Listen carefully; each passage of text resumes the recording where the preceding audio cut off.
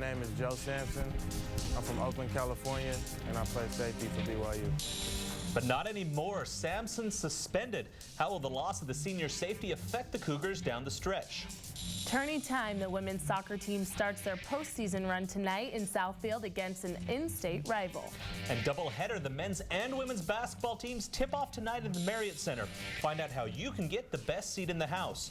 I'm Sean Gordon. And I'm Taylor Lansford. Baby, it's cold outside, but it's about to warm up with the tube.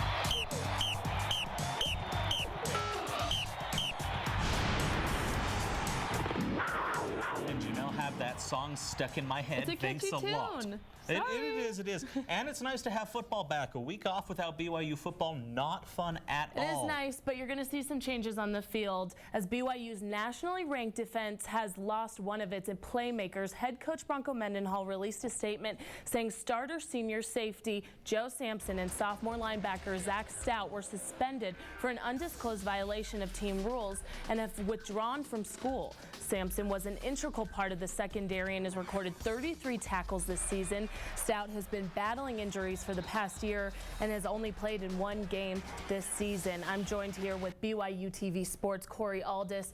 Corey, what can we expect, or I'm sorry, what do we know about what happened with him? So far BYU likes to keep that information confidential, so not too much has come out. But Brian Logan, who is Joe Sampson's cousin, did speak with KSL last night, and he said that Joe Sampson was basically put in a negative situation that was out of his control. Although police did just come out with a report on the incident, they said that it occurred at 3 a.m.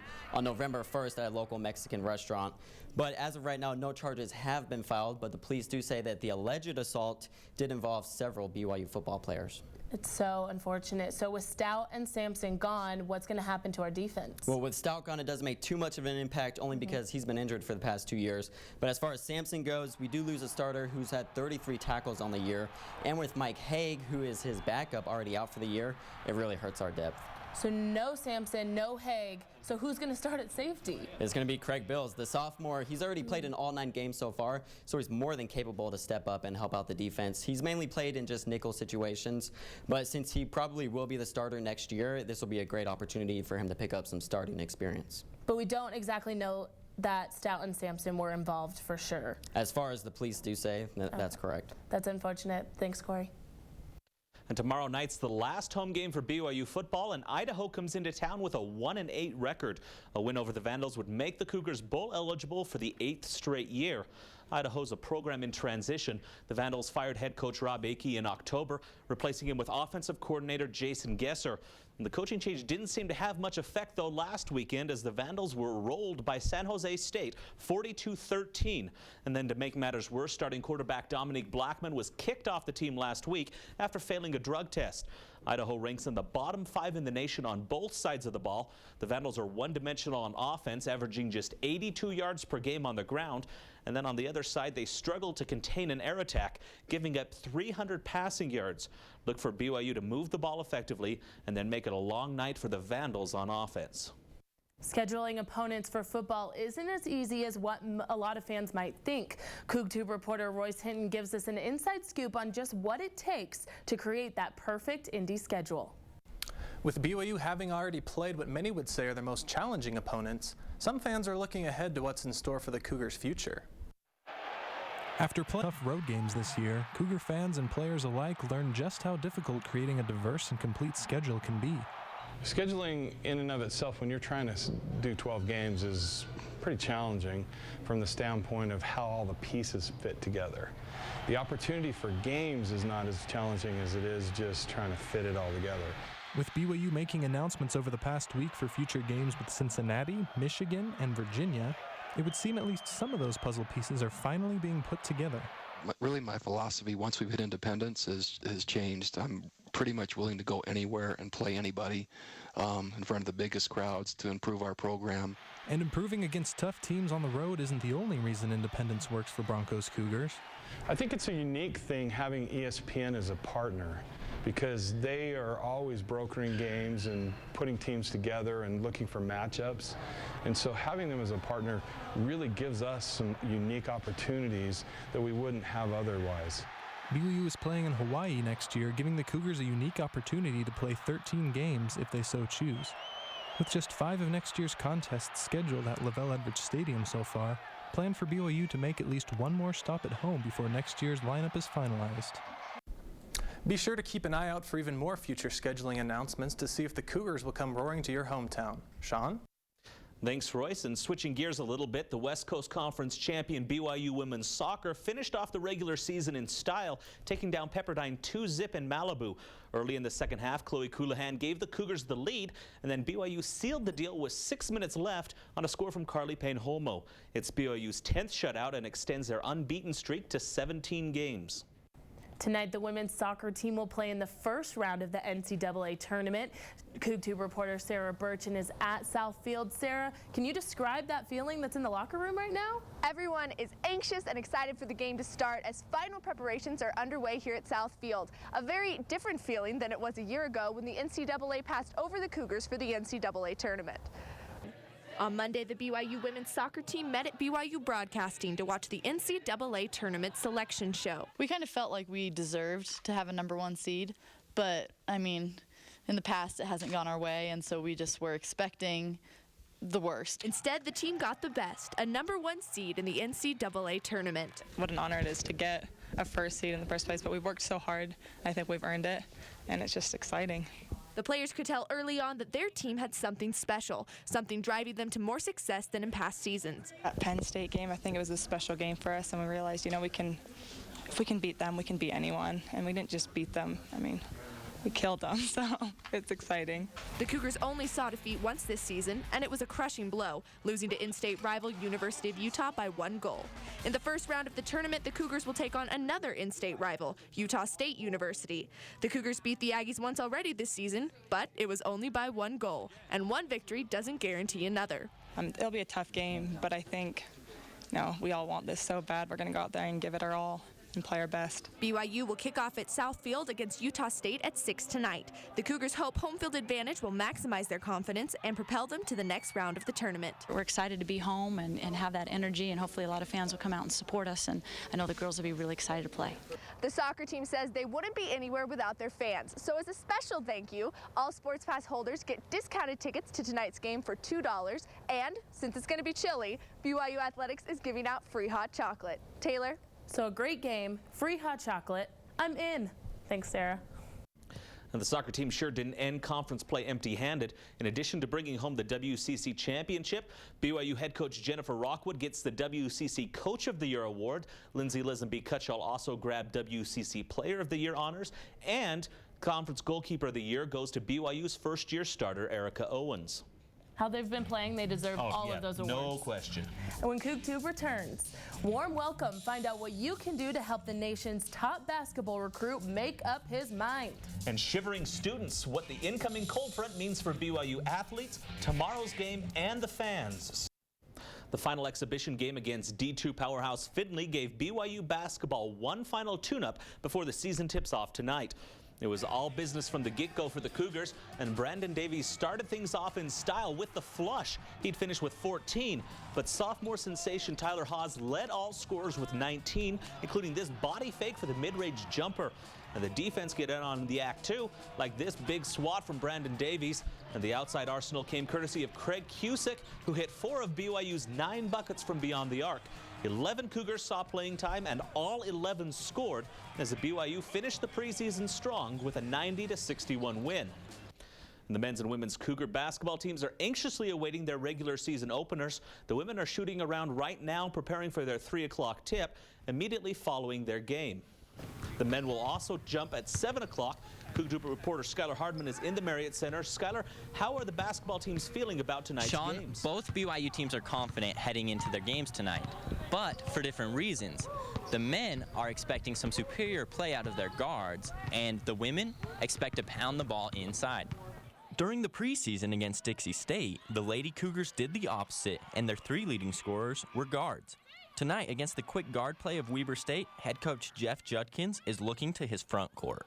We should have advantage with our height and with our inside presence, so that'll probably be the key to the game. The guards are happy to have the bigs work inside all night while they lay wait, hoping for open jumpers. The women's backcourt may be expecting relief because of the team's advantage inside, but the men are facing one of the best bigs in the country as they host Tennessee State. Robert Covington averages 18 points and 8 rebounds. He's a great player. He's going to be hard to get stopped, but, you know, we're confident in our team defense. While Davies deals with Covington inside, Tyler Hawes and the rest of the guards will worry about the game's tempo. We're going to run. We're going to try and play at our pace, and I think I like our chances when we're playing that way. Coach Rose and his men believe if they can do that, they'll be 1-0 at the end of the night. The Marriott Center's sixth man might be a factor as well. For this unique doubleheader, any fans that get here early will get to choose their seats for the women's game and then hang on to that prime real estate for the men's. Forward Kaylani Unga remembers the last time she played as part of a doubleheader very fondly. You just feel so pumped to be there. Like, I just want everyone to experience how fun our games are. Both teams and the fans love the experience, but it stretches the Marriott Center resources thin. Justin Durfee says that one of the visiting teams has even moved into a makeshift locker room. It puts kind of a premium on space at the Marriott Center, and then it puts a premium on time on game day because there are 4 teams instead of 2 teams. The women are excited to show a larger fan base than normal what they can do. So anytime that we can kind of piggyback off that and get more fans in the stadium to watch us play, we're confident that, you know, a lot of those people will probably like what they see. And if all of that isn't enticing enough, Unga and Steed may have special plans for tonight. Yeah, I'm thinking about, you know, dunking it, you know, maybe. Throw it down? Yeah, throw it down. So I think that would probably bring in some people. And Haley says she was going to do something really crazy. The Marriott Center and BYU Athletic Marketing have been preparing for this doubleheader for weeks and are expecting a stellar turnout. In the Marriott Center, Skylar Hardman, CoogTube. So, Skylar, it doesn't look like anybody's there yet, but what time do you expect fans to start piling in? The doors open around 2 o'clock, so expect fans to start pouring in at that point. But it's going to be a very busy night for Cougar fans as the NCAA soccer tournament kicks off on South Field as well. Should be a pretty busy but fun night. Thanks, Skylar. It may not be Jimmer mania, but the national media are bullish on Brandon. They've named senior forward Brandon Davies to the preseason top 50 list for the John R. Wooden Award. The annual award goes to the most outstanding college men's basketball players. Former Cougar Jimmer Fredette and Danny Ainge won this award as seniors. And buckle up, Cougar fans, Jabari Parker is coming to town. And as CoogTube Jake Edmonds tells us, you can help him enjoy his stay. Jake, what can we do so Jabari remembers BYU? Yeah, everyone in the country is raving over the Chicago native. And now that he's making his way to Provo, Cougar fans can do 2 things: donate and show up.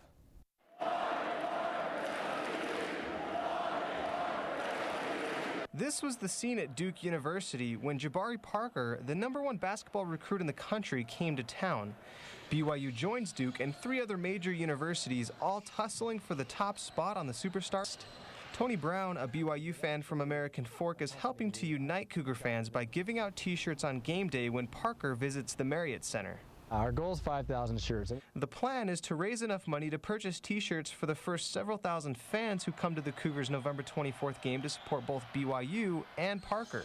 It's been overwhelming, actually. I think in about 36 hours we raised over $4,000. And these people aren't people we know. It's just literally a fan website where we pointed people to a donation page, and you know, it's been really exciting. I think that's a great idea.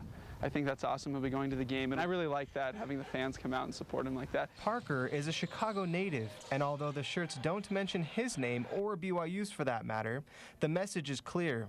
So if you want to see Jabari Mania at BYU, come early to the November 24th matchup and support one of the most popular potential Cougars of all time.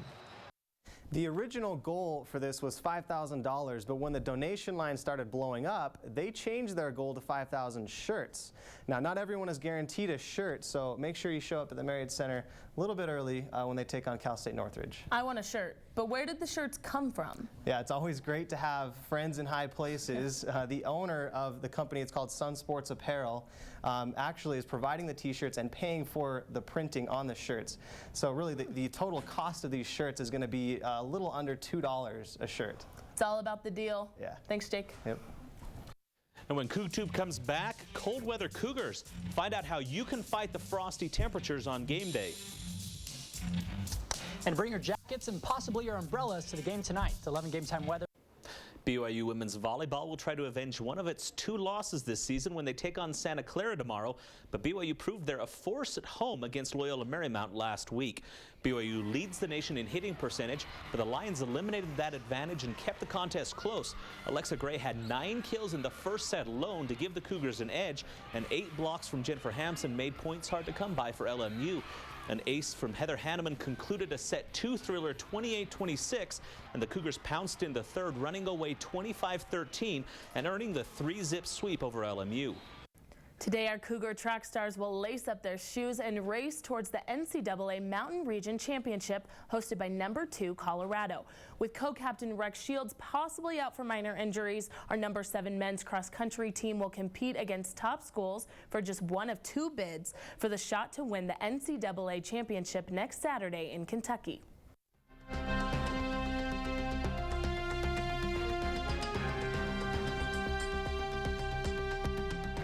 And as we take a look outside, big change from last week. Over the week, we've had sun, but obviously today more precipitation and lower temperatures. We're seeing rain and snow in around the Provo area.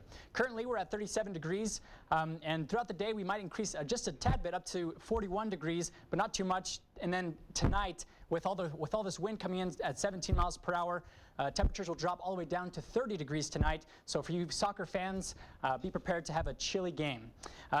Tomorrow for the football game, during the day we'll have snow throughout the day, but then it should clear up by 6 p.m. tomorrow, just in time for the game at 8 o'clock. So we shouldn't see snow at the game, and just some clouds, just a 20% chance of rain tomorrow night. So be sure to bring your jackets, your umbrellas, just in case. But it looks like we'll be able to. We won't have any snow tomorrow night for the game.